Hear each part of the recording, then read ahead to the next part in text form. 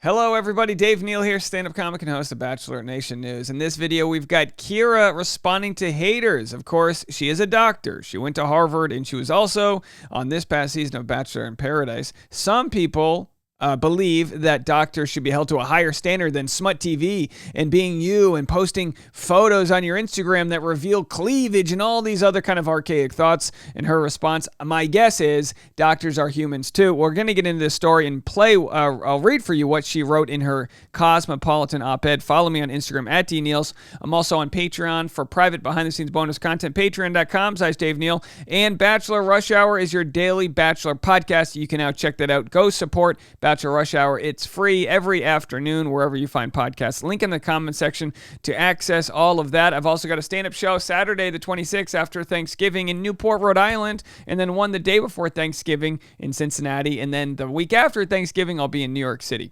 for stand-up. So go check those shows if you want to have a laugh. All right, I'm just going to read the full article. My time on Bachelor in Paradise has nothing to do with my career as a doctor, actually.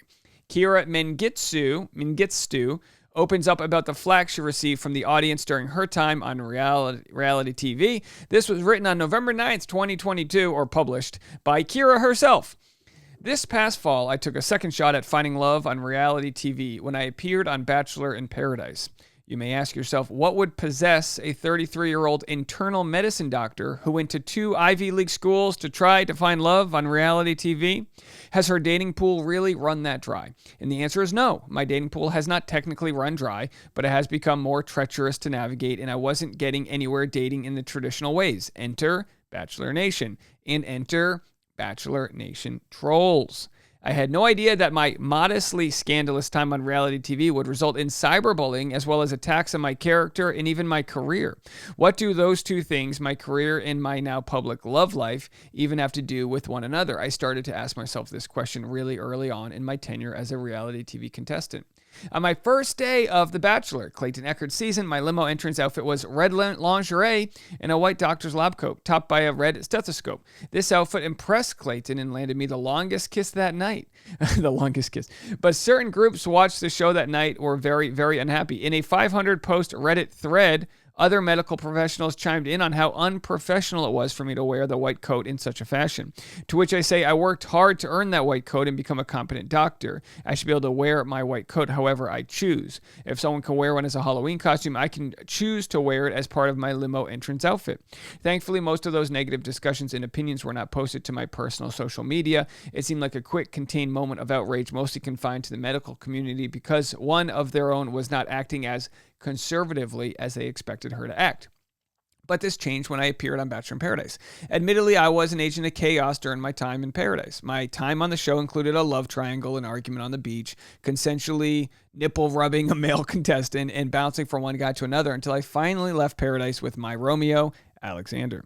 I was quite a colorful character. It was harmless fun. But within a day of the first episode airing, I started receiving hateful messages and comments on my social media pages and various forums saying that my behavior was not appropriate for a doctor. Some very concerned citizens wondered what my employers at University of Pennsylvania would think. While I initially ignored the barrage of low blows at my professionalism and my ability to do my job as a doctor, I couldn't stay silent for long.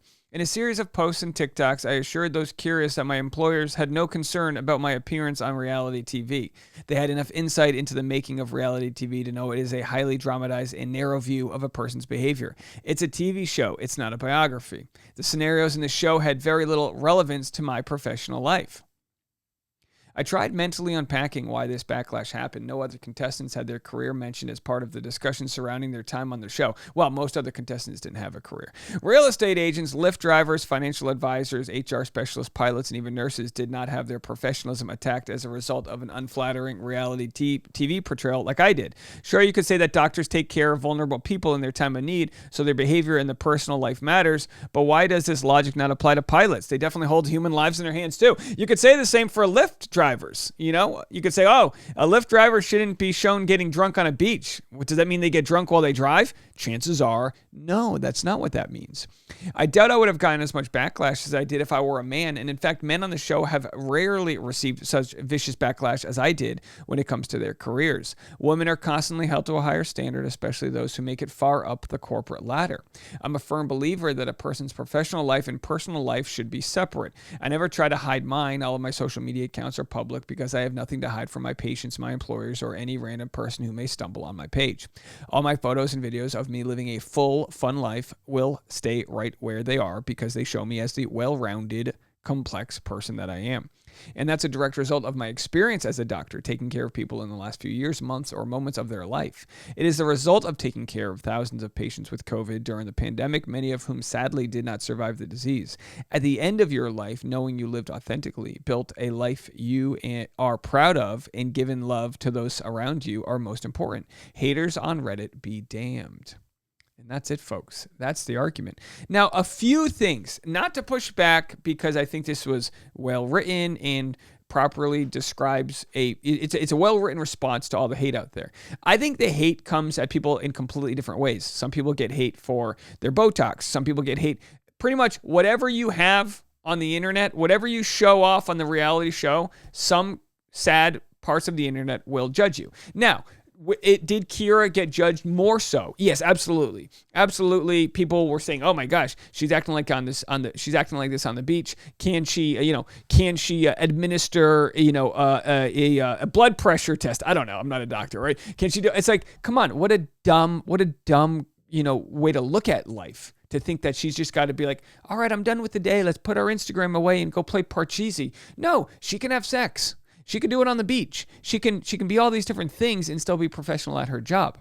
Now, the question here about the cosplay, she said, and I'm trying to find it here, she wore the white doctor's lab coat topped off by a red stethoscope. She said, if people can wear that as a Halloween costume, I'm allowed to wear it out of the limo. My response to that would be that it's not that you wore the lab coat out of the limo, that you kind of did some sort of sexual doctor sort of like, I'm going to she was kind of feeling him up and doing a kind of sexy doctor thing.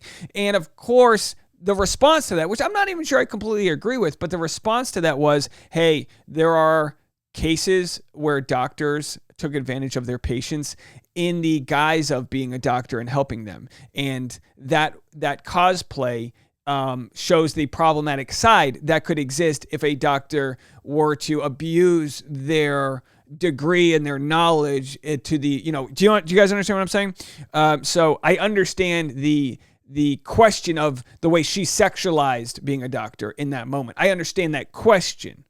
Would I message her and be like, you're a bad person and reach out to her and play? No, not at all. But there is a topic to be debated there.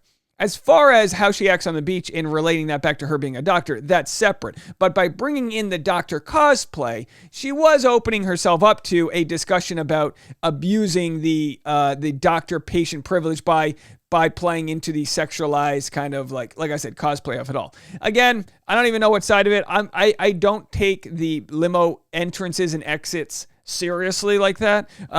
But of course, the internet will come at you from all sides of things. So anyway, here's Kira, and there she is in her PPE, being a doctor. So I think the show. I know the show highlighted that she was a first responder I'm sorry, what are the terms I'm looking for here? A professional during the pandemic who was on the front lines. That in and of itself, I mean, look, we should have had a whole season of Bachelor in Paradise that rewarded people that were essential workers during the pandemic. I think we still should. I think we can still do that. The burnout rate is crazy amongst people in the medical profession. They work super hard, long hours. And then on top of that, they're judged for being greater than morally than the rest of us. And I don't think that, like she said, I don't think men are getting judged that way. And I don't think other professions are getting judged that way. I mean, pilots, those are the ones that are just drinking nonstop at every, connecting flight, right? I know they probably get, can you imagine? You jump on Delta and you just see a pilot taking a breathalyzer test. I blew a .075, Gary. Let's fly the plane, Anyway. All right. So those are Kira's words. I'd love to know what you guys think. Leave a comment. If you want to be part of the conversation on the Patreon, on the podcast that I have, Bachelor Rush Hour, I've been playing some voicemails. So if anyone has any strong opinions and you want to leave them, you can leave a voicemail. I'll play them on the podcast, 401-213-9828. 401-213-9828. More content coming your way. I'm going to be live right after this. Patreon.com/Dave Neal on the private bonus content. Bye, everybody.